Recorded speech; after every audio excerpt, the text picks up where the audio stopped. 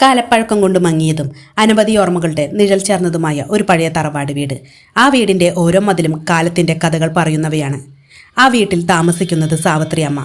ഒരു കാലത്ത് ആ വീട് നിറഞ്ഞു നിൽക്കുന്ന ചിരിയാലും കളികളാലുമായിരുന്നു. കുട്ടികളുടെ കളിച്ചിരികൾ എല്ലാമായി. എന്നാൽ ഇപ്പോൾ ആ വീട്ടിൽ സാവിത്രി അമ്മ മാത്രമാണ് താമസിക്കുന്നത്. മക്കളെല്ലാം വലിയവരായി നഗരങ്ങളിലേക്ക് മാറി അവരുടെ സ്വന്തം ജീവിതത്തിൽ തിരക്കിലായി. മക്കൾ പലതവണ അമ്മയെ വിളിച്ചിരുന്നു, അമ്മേ ഇവിടെ വന്നു താമസിക്കൂ ഞങ്ങളുടെ ഒപ്പം. എന്നാൽ സാവിത്രി അമ്മയ്ക്ക് നഗരത്തിലെ ചുരുങ്ങിയ ഫ്ലാറ്റുകളിലും ഉയർന്ന മതിലുകളിലും ഒതുങ്ങി ജീവിതത്തിൽ ഒരിക്കലും സുഖമുണ്ടായിരുന്നില്ല. അതുകൊണ്ട് സാവിത്രി അമ്മ ഒരിക്കലും അവരുടെ ഒപ്പം പോകുവാൻ തയ്യാറായിട്ടുണ്ടായിരുന്നില്ല. സാവിത്രി അമ്മ ദിവസങ്ങൾ സാവധാനം നീങ്ങും. പുലർച്ചെ എഴുന്നേറ്റ് പ്രാർത്ഥന, പറമ്പിൽ നടക്കൽ, പഴയ അൽമാരി തുറന്ന് പഴയ വസ്തുക്കൾ നോക്കൽ. സാവിത്രി അമ്മയുടെ ലോകം അത്ര ലളിതമായിരുന്നു. അപ്പോഴാണ് വീട്ടിൽ അല്പം ചലനം കൊണ്ടുവന്ന ജാനുവിൻ്റെ വരവ്. ജാനു വീട്ടിലെ അടുക്കളയിലെ വേലക്കാരിയാണ്. രാവിലെ സമയത്തിനെത്തി വീട്ടിലെ പണികളെല്ലാം കഴിച്ച് വീട് വൃത്തിയാക്കി ജാനു ആ വീട്ടിൽ നിന്ന് ഇറങ്ങും. അന്ന് പതിവ് പോലെ തന്നെ അടുക്കളയിലെ ജോലികളെല്ലാം തീർത്തു ജാനു കൈ കഴുകി പുറത്തേക്ക് വന്നു. സാവിത്രി അമ്മേ, ഇന്നത്തെ ജോലിയെല്ലാം കഴിഞ്ഞു, ഞാൻ വീട്ടിലേക്ക് പോകുകയാണ്, ജാനു പറഞ്ഞു. സാവിത്രി അമ്മ തല പൊക്കി ഒന്ന് നോക്കി. ശരി മോളെ, നാളെ നേരത്തെ വരണേ എന്ന് മന്ദഹസത്തോടെ പറഞ്ഞു. ജാനു ചിരിച്ചു. ജാനു പുറത്തേക്ക് പോയതോടെ വീണ്ടും ശാന്തമായി. കാറ്റിൻ്റെ ശബ്ദവും ദൂരെയുള്ള പക്ഷികളുടെ വിളികളും മാത്രം. സാവിത്രി അമ്മ ഒറ്റയ്ക്കിരുന്നുവെങ്കിലും അവൾക്കൊരു ഏകാന്തത ഭയമുണ്ടായിരുന്നില്ലായിരുന്നു. ജാനു പോയപ്പോൾ വാതിൽ മന്ദമായി അടഞ്ഞ ശബ്ദം വീട്ടിൽ അല്പസമയം മുഴുങ്ങി നിന്നു. ആ ശബ്ദം മങ്ങിയതോടെ വീട് വീണ്ടും പഴയ നിശബ്ദത്തിലേക്ക് തിരിഞ്ഞു. സാവിത്രി അമ്മ കുറച്ചു നേരം അതേപടി ഇരുന്ന് പിന്നെ പതിവ് പോലെ പതുക്കെ തല തൊന്ന് തിരിച്ച് അടുക്കളയിലേക്ക് നോക്കി. മണിക്കുട്ടി, സാവിത്രി അമ്മ മൃദുവായി വിളിച്ചു. ആ വിളി കേട്ട നിമിഷം തന്നെ അടുക്കളയുടെ ഒരു കോണിൽ നിന്ന് ഒരു ചെറുചലനം. വെള്ള നിറത്തിലുള്ള സുന്ദരമായ ഒരു പൂച്ച. മണിക്കുട്ടി. അതെ, പെട്ടെന്ന് ആ പൂച്ച ഓടി വന്നു. അതിൻ്റെ കണ്ണുകളിൽ ഒരു പരിചിതമായ സ്നേഹം, ഒരാശ്വാസം. സാവിത്രി അമ്മയുടെ കാലുകൾക്ക് ചുറ്റും തിരിഞ്ഞു നടന്നു. മൃദുവായി മ്യാവൂ എന്ന് വിളിച്ചു. ജാനു പോയാൽ പിന്നെ ഈ വലിയ വീട്ടിൽ സാവിത്രി അമ്മയുടെ ഏക കൂട്ടുകാരി മണിക്കുട്ടിയാണ്. സാവിത്രി അമ്മ പതുക്കെ തല ഒന്ന് കുനിച്ച് മണിക്കുട്ടിയെ എടുത്ത് മടിയിൽ വെച്ചു. എൻ്റെ കുഞ്ഞേ, നീയുണ്ടല്ലോ എന്ന് സ്നേഹത്തോടെ തലോടി. 2 മാസം മുൻപ് നടന്ന ആ വലിയ മഴയിൽ, ആ ദിവസം വലിയ മഴയായിരുന്നു. മിന്നലും ഇടിയും ചേർന്ന് ആകാശം മുഴിഞ്ഞുകൊണ്ടേയിരുന്നു. തറവാട് വീടിൻ്റെ മുറ്റം മുഴുവൻ ചെളിയും വെള്ളവും നിറഞ്ഞിരുന്നു. ആ മഴയുടെ ഇടയിൽ ഒരു ചെറു ശബ്ദം കരഞ്ഞുകൊണ്ടേയിരിക്കുന്നു.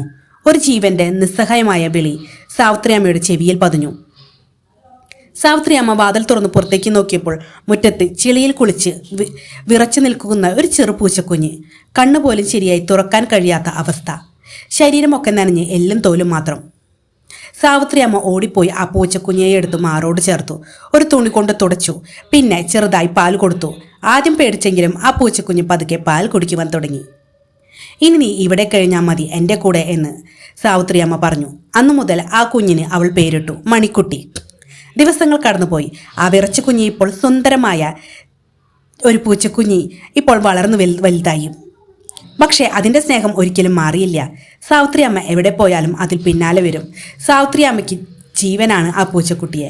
അതുപോലെ തന്നെ പൂച്ചക്കുട്ടിയും തിരിച്ചും സാവിത്രി അമ്മയെ വളരെ ഇഷ്ടമാണ്. തൃശ്ശൂർ നഗരത്തിന്റെ തിരക്കുകളും വിളക്കുകളും നിറഞ്ഞ രാത്രി, ഉയരമേറിയ ഫ്ളാറ്റുകളുടെ നിരയിൽ 10ാം നിലയിൽ ഫ്ളാറ്റിനുള്ളിൽ രമേശ് തന്റെ ജോലിയും ഫയലുകളോടും മല്ലിടുകയായിരുന്നു.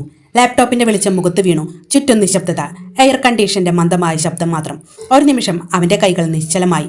കണ്ണുകൾ അടച്ചു. ആഴത്തിൽ ശ്വാസം വിട്ടു. അമ്മയെന്നൊരു ചിന്ത രമേശിന്റെ മനസ്സിൽ പതുക്കെ ഒഴുകി. അതെ, സാവിത്രി അമ്മയുടെ മൂത്ത മകനാണ് രമേശ്. ക്ലോക്കിൽ സമയം രാത്രി 10 മണിയടിച്ചു. അമ്മ ഇപ്പോൾ ഉറങ്ങിക്കാണും, രമേശ് മനസ്സിൽ വിചാരിച്ചു. കഴിഞ്ഞ മാസം അമ്മയെ വളരെ നിർബന്ധിച്ചാണ് തറവാട് വീട്ടിൽ നിന്ന് അങ്ങ് തൃശ്ശൂരിലുള്ള ഈ ഫ്ളാറ്റിലേക്ക് കൊണ്ടുവന്നത്. മക്കളുടെ സ്നേഹത്തിന് വഴങ്ങിയാണ് സാവിത്രി അമ്മ ആ ഫ്ളാറ്റിൽ വന്നു നിന്നത്. പക്ഷേ സാവിത്രി അമ്മയുടെ മനസ്സ് അപ്പോഴും ആ പഴയ തറവാട് വീട്ടിലായിരുന്നു. സാവിത്രി അമ്മയോടൊപ്പം അന്ന് മണിക്കുട്ടിയും വന്നിട്ടുണ്ടായിരുന്നു. പക്ഷേ ആ ഫ്ളാറ്റിലെ ജീവിതം, അടച്ചിട്ട വാതിലുകളും ജനലുകൾക്കുമപ്പുറം കാണുന്ന കോൺക്രീറ്റ് ലോകവും സാവിത്രി അമ്മയ്ക്കും മണിക്കുട്ടിക്കും ഒരേപോലെ അന്യമായിരുന്നു. മണിക്കുട്ടി പലപ്പോഴും ജനലരികിൽ കയറി നിൽക്കും. 10ാം നിലയിൽ നിന്നുള്ള കാഴ്ച, താഴെ ചെറുതായിട്ട് കാണുന്ന ആളുകൾ, പായുന്ന വാഹനങ്ങൾ, നിരനിരയായി കത്തുന്ന ലൈറ്റുകൾ അവൾക്ക് ഒരു പുതുമയായിരുന്നു. ചില്ലുകൾക്കിടയിൽ നിന്ന് പുറത്തേക്ക് നോക്കുമ്പോൾ അതൊരു മറ്റൊരു ലോകം പോലെ തോന്നും. കാറ്റിൻ്റെ സ്വാതന്ത്ര്യമില്ല, മണ്ണിൻ്റെ മണമില്ല, പറമ്പിൽ ഓടുവാനുള്ള ഇടമില്ല. സാവിത്രി അമ്മ പലപ്പോഴും ജനലരികിൽ നിന്ന് ദൂരോട്ട് നോക്കും. 1 മാസം മകന്റെ ഇഷ്ടത്തിനായി ഫ്ളാറ്റിൽ താമസിച്ചെങ്കിലും ഒടുവിൽ സാവിത്രി അമ്മയുടെ മനസ്സ് ജയിച്ചു. സാവിത്രി അമ്മ വീണ്ടും തന്റെ ഗ്രാമത്തിലെ തറവാട് വീട്ടിലേക്ക് മടങ്ങിയിട്ടുണ്ടായിരുന്നു. അവിടെ എത്തിയ നിമിഷം തന്നെ സാവിത്രിയമ്മയ്ക്ക് ഒരു ശ്വാസം കിട്ടിയ പോലെ തോന്നി. കാറ്റും മണവും നിശബ്ദതയും എല്ലാമുള്ള ഇടമായി അന്ന് തോന്നിയിരുന്നു. പിറ്റേന്ന് രാവിലെ ജാനു പതിവ് പോലെ വന്നു വീട്ടിലെ ജോലികളെല്ലാം തീർത്തു. അമ്മേ, ഞാൻ പോകട്ടെ എന്ന് പറഞ്ഞു അവൾ തിരിഞ്ഞു നടന്നു. ശരി മോളെ, സാവിത്രിയമ്മ മന്ദമായി പറഞ്ഞു. വാതിലടഞ്ഞു. വീണ്ടും നിശബ്ദമായി. ഒരു നിമിഷം സാവിത്രിയമ്മ അടുക്കളയിലേക്ക് നടന്നു. എന്തോ ഓർമ്മ വന്നു. സാവിത്രിയമ്മയുടെ കണ്ണുകൾ പതുക്കെ തട്ടിൻപുറത്തേക്ക് നീങ്ങി. അവിടെ ഭരണിയിൽ വെച്ചിരിക്കുന്ന കണ്ണിമാങ്ങ അച്ചാർ രമേശ് വന്നപ്പോൾ കൊടുക്കാനുള്ളതാണ്. ഒരു നിമിഷം സാവിത്രിയമ്മയുടെ മുഖത്ത് ചെറുചിരി തെളിഞ്ഞു. പാകമായോ എന്ന് നോക്കണം. സാവിത്രിയമ്മ ഒരു സ്റ്റൂൾ വലിച്ചിട്ട് അതിൻ്റെ പുറത്തേക്ക് കയറി ആ ഭരണി അച്ചാർ എടുക്കുവാൻ നോക്കി. പക്ഷേ ആ സ്റ്റൂൾ പുറമേ കാണുമ്പോൾ ഉറപ്പുള്ളതുപോലെ തോന്നിയെങ്കിലും അകത്ത് തേയ്മാനം പിടിച്ചിരുന്നു. സാവിത്രിയമ്മ അതിൻ്റെ മേൽ കയറി നിന്നു കൈ നീട്ടി ഭരണി എടുക്കുവാൻ ശ്രമിച്ചു. അടുത്ത നിമിഷം ക്രാക്ക്! സ്റ്റൂളിൻ്റെ ഒരു കാൽ പെട്ടെന്ന് ഒടിഞ്ഞു. സാവിത്രിയമ്മയും കയ്യിലുണ്ടായിരുന്ന അച്ചാർ ഭരണിയും ഒരുമിച്ച് നിലത്തേക്ക് വീണു. ഭരണി പൊട്ടി ചിതറിപ്പോയി. മാങ്ങാച്ചാർ നിലത്ത് പടർന്നു. ഒരു നിമിഷം എല്ലാം നിശ്ചലമായി. സാവിത്രിയമ്മയ്ക്ക് നിലവിളിക്കുവാൻ പോലും കഴിഞ്ഞില്ല. ശ്വാസം മുട്ടിയ പോലെ ശരീരം ചലിക്കാത്ത അവസ്ഥ. ആരെയെങ്കിലും ഉണ്ടോ? അവളുടെ ഉള്ളിൽ ഒരു ശബ്ദം മാത്രമായിരുന്നു സാവിത്രിയമ്മയുടെ ഉള്ളിൽ. പക്ഷേ ആ വലിയ വീട്ടിൽ ആ ശബ്ദം ആരും കേൾക്കുവാനുണ്ടായിരുന്നില്ല. എന്നാൽ അതേസമയം മണിക്കുട്ടി പേടിച്ച് പതുക്കെ സാവിത്രിയമ്മയുടെ അടുത്തേക്ക് ഓടി വന്നു. സാവിത്രിയമ്മയുടെ മുഖം നക്കിയെങ്കിലും എന്ത് ചെയ്യണമെന്ന് അവൾക്ക് അറിയുന്നുണ്ടായിരുന്നില്ല. സാവിത്രിയമ്മയുടെ കണ്ണുകൾ പതുക്കെ മങ്ങിത്തുടങ്ങി. ചുറ്റും ഇരുണ്ടു തുടങ്ങിയിരിക്കുന്നു. ആ നിമിഷം സാവിത്രിയമ്മ മരണത്തെ നേരിട്ട് കാണുന്നത് പോലെ തോന്നി. ഒരുപാട് ഓർമ്മകൾ ഒരുമിച്ച് വന്നു മനസ്സിലൂടെ. ഭർത്താവിൻ്റെ ചിരി, കുട്ടികളുടെ ബാല്യം, തറവാട് വീട്, മഴ, മണ്ണിൻ്റെ മണം, മണിക്കുട്ടി ഒരല്പം നേരം സാവിത്രിയമ്മയെ നോക്കി നിന്നു. വീടിൻ്റെ ഉള്ളിൽ നിശബ്ദത കട്ടിയായി നിന്നു. സാവിത്രിയമ്മ അതേപടി തന്നെ കിടക്കുന്നു. ശരീരം അനങ്ങാതെ, ശ്വാസം മന്ദമായി. അരികിൽ ചിതറിക്കിടക്കുന്ന മാങ്ങാച്ചാർ, പൊട്ടിയ ഭരണിയുടെ കഷ്ണങ്ങൾ. മണിക്കുട്ടി ആദ്യം സാവിത്രിയമ്മയുടെ ചുറ്റും നടന്നു. ചെറിയ ശബ്ദത്തിൽ മ്യാവൂ എന്ന് വിളിച്ച്. പ്രതികരണം ഒന്നുമില്ല. ഒരു നിമിഷം സാവിത്രിയമ്മയുടെ മുഖത്തേക്കൊന്ന് നോക്കി. ആ കിടപ്പ് ശരിയല്ലെന്ന് മണിക്കുട്ടിക്ക് മനസ്സിലായി.